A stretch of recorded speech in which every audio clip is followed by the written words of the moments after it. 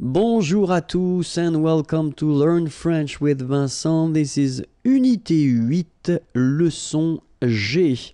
And in this lesson we'll discover together la forme passive. So it's quite important. Take the time to relax and we'll start right now. So I wanted to put an example, simple sentence, okay, here. We've got Jean mange une pomme, okay? So Jean, that's the name of the person. Mange, manger, to eat, and it's the present form. Une pomme, an apple, okay? So if we have a look at this sentence, of course, Jean is the subject of the sentence. Then we've got mange, manger, so it's the verb, okay? Then we'll have une pomme, so that's what we call complément d'objet direct. I know it's a bit scary, so complément just because it will complete the sentence, it will give more information, okay? Then objet direct, so objet, it's not because it's an apple, okay? It could be a person, it's grammatically, it's an object, okay? So, and then direct, just because between your verb and this complément, you don't have any preposition, okay? So normally we tend to write it like that, C-O-D, okay? Complément d'objet direct, all right? And then if you think about the sentence, normally when you've got a sentence like that, so Jean mange une pomme, well, the important thing in this sentence is the subject, okay? For one good reason, it's just because we start with it. And as it's here in the first place, well, we tend to think that this is the most important thing of the sentence, okay? So if we would like to put the focus on le complément d'objet direct. So if we would like to have une pomme as the main thing of the sentence, okay? So it would be actually the whole idea of this form passive, okay? So what could we do? We could first take une pomme, okay? And then, of course, put it in the first place because, well, the focus will be on the first word or first thing that will come in the sentence. Then we take Jean, and then of course, Jean is not coming right after because the verb should come between the two. So it will be here, okay? And after that, manger, so the verb mange here, should be transformed. And that's the whole thing of the passive form, okay?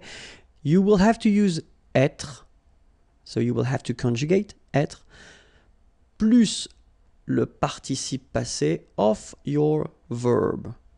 Okay, in that case it's quite easy because manger belongs to the first group of verbs, so regular verbs, and then when we talk about the participe passé form, it will be manger like that with the accent on the top of the here.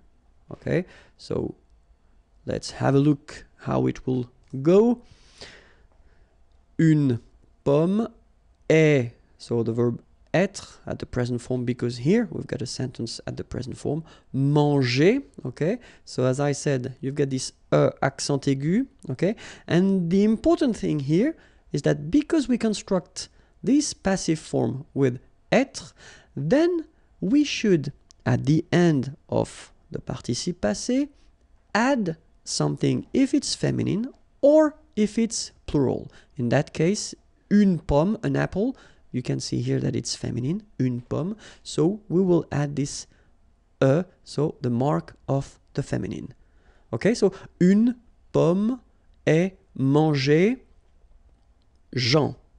And obviously something is missing here, okay? And the thing that we will put or we will add to construct this passif will be par. All right, so now we've got this sentence, une pomme est mangée par Jean. and it's the passive form. Okay? Forme active, Jean mange une pomme. Forme passive, une pomme est mangée par Jean. Alright? Let's take another example. I did put this la pomme instead of une pomme, but well, technically it's the same. The important thing is that this passive form will be, it will be possible to make it at the present form, or even at the future, at the passé composé, at the imparfait, because the only thing that will change will be être. Okay? So in that case, example for le présent, Jean mange la pomme. You change it and you get la pomme est mangée par Jean. Okay, so that's the one we saw, so it's actually quite easy. But then now, let's see if we've got le futur. So the sentence will go like Jean mangera, okay, so it's this will eat, okay, la pomme. And then if you want to put this sentence at the passive form, then la pomme sera, so remember sera, it's the form of être at the future, okay? So that's the only thing that will change. So you definitely should know by heart all the form of être, and obviously avoir, but not avoir for this lesson, but still.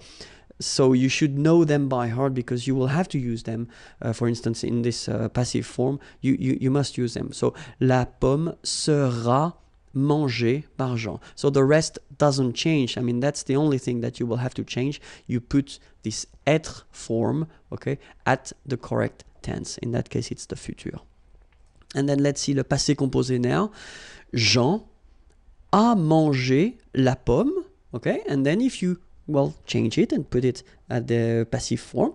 So, la pomme a été, remember this a été is the passé composé form of être, okay? Mangé par Jean. The rest doesn't change. Okay, so let's have a look at the conditionnel présent because we saw it already in the previous unit. Jean mangerait la pomme, okay, would eat, okay, c'est mangerait la pomme. So if you change it, la pomme serait, okay, and that's the conditionnel présent form of être, mangé par Jean. Okay, then imparfait, Jean mangeait la pomme était mangée par Jean. And the last one, conditionnel passé, because that's the last one we saw. Jean aurait mangé la pomme aurait été, and that's here, aurait été, conditionnel passé form of être, mangé par Jean. Okay? So remember, être, then participe passé, then par. Don't forget this par because it's quite important. Okay, and this will be the three elements that you will need to use to construct this forme passive.